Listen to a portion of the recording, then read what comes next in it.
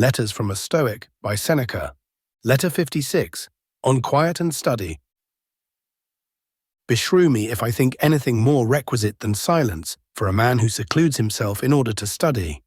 Imagine what a variety of noises reverberates about my ears. I have lodgings right over a bathing establishment, so picture to yourself the assortment of sounds which are strong enough to make me hate my very powers of hearing. When your strenuous gentleman, for example, is exercising himself by flourishing leaden weights. When he is working hard, or else pretends to be working hard, I can hear him grunt. And whenever he releases his imprisoned breath, I can hear him panting in wheezy and high-pitched tones.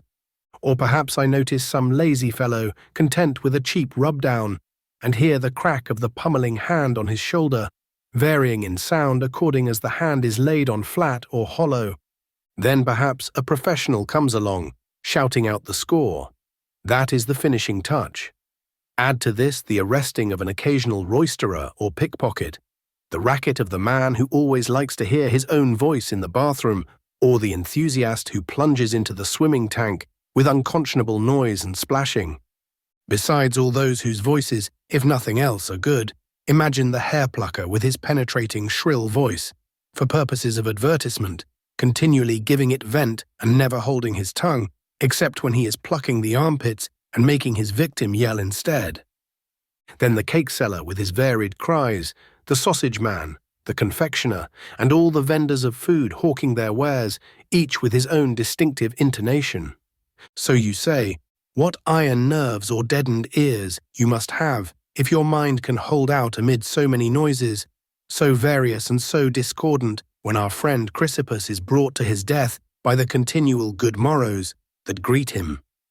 But I assure you that this racket means no more to me than the sound of waves or falling water, although you will remind me that a certain tribe once moved their city merely because they could not endure the din of a Nile cataract.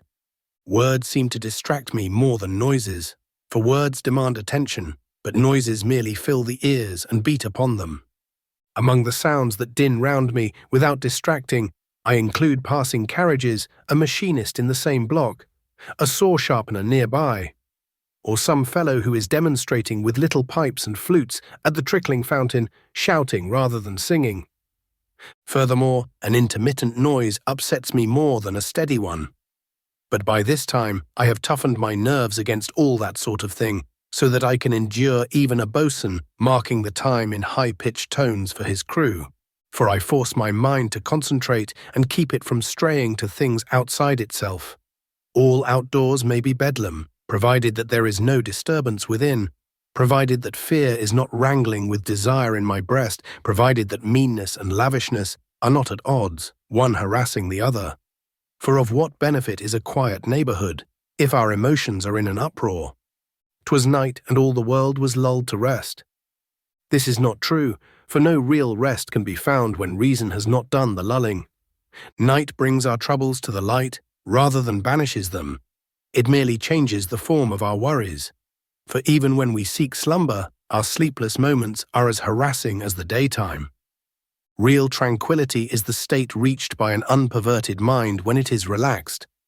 Think of the unfortunate man who courts sleep by surrendering his spacious mansion to silence, who, that his ear may be disturbed by no sound, bids the whole retinue of his slaves be quiet, and that whoever approaches him shall walk on tiptoe.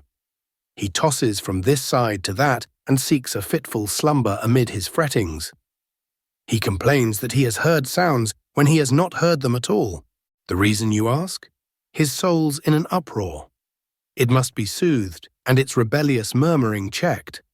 You need not suppose that the soul is at peace when the body is still. Sometimes quiet means disquiet. We must therefore rouse ourselves to action and busy ourselves with interests that are good, as often as we are in the grasp of an uncontrollable sluggishness. Great generals, when they see that their men are mutinous, check them by some sort of labor or keep them busy with small forays. The much-occupied man has no time for wantonness, and it is an obvious commonplace that the evils of leisure can be shaken off by hard work. Although people may often have thought that I sought seclusion because I was disgusted with politics and regretted my hapless and thankless position, Yet, in the retreat to which apprehension and weariness have driven me, my ambition sometimes develops afresh. For it is not because my ambition was rooted out that it has abated, but because it was wearied or perhaps even put out of temper by the failure of its plans. And so with luxury also, which sometimes seems to have departed, and then when we have made a profession of frugality, begins to fret us, and, amid our economies, seeks the pleasures which we have merely left but not condemned. Indeed, the more stealthily it comes, the greater is its force. For all unconcealed vices are less serious. A disease also is farther on the road to being cured when it breaks forth from concealment and manifests its power. So with greed, ambition, and the other evils of the mind, you may be sure that they do most harm when they are hidden behind a pretense of soundness. Men think that we are in retirement, and yet we are not.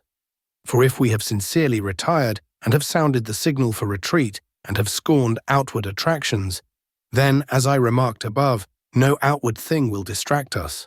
No music of men or of birds can interrupt good thoughts when they have once become steadfast and sure. The mind which starts at words or at chance sounds is unstable and has not yet withdrawn into itself.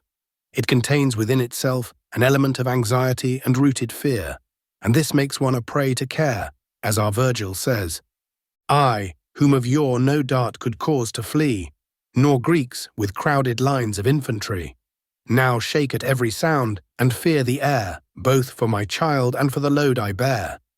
This man in his first state is wise, he blenches neither at the brandished spear, nor at the clashing armour of the serried foe, nor at the din of the stricken city. This man in his second state lacks knowledge, fearing for his own concerns, he pales at every sound. Any cry is taken for the battle shout and overthrows him.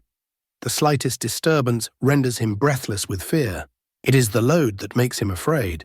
Select anyone you please from among your favourites of fortune, trailing their many responsibilities, carrying their many burdens, and you will behold a picture of Virgil's hero, fearing both for his child and for the load he bears.